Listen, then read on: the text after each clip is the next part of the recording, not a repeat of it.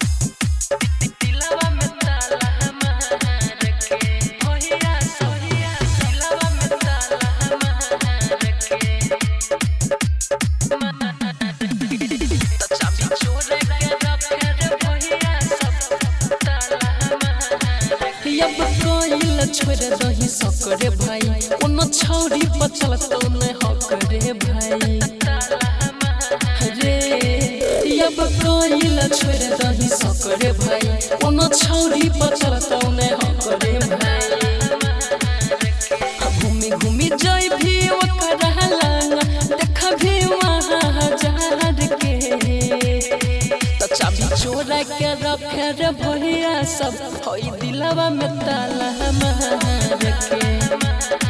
तो चाबी चोरा के रखे रे भैया सब होई दिलवा में ताला मार के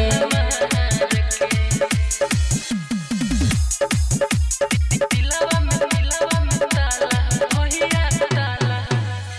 दिलवा में ताला मार के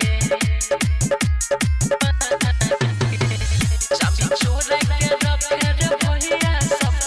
ताला मार के छौड़ी सबले सुन रे भैया छोटा छई बात रे हमरा तोरा जेहना केतना के थरे छे रोज रोज हाथ रे संभल के रहला पर तोरे भाई सुन ले कहै छियौ आई बाद में थाक जाई छै जब कनै छै सब हार के तो चाबी चोरा के रखे रे भैया सब होई दिलवा में ताला मार के तो चाबी चोरा के रखे रे भैया सब होई दिलवा में ताला मार के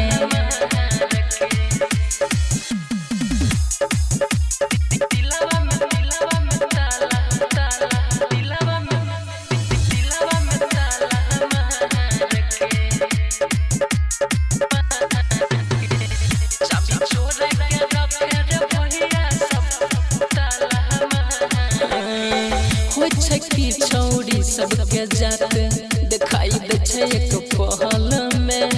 बड़ा खूबी होय छै रे भैया एकर सबके छल में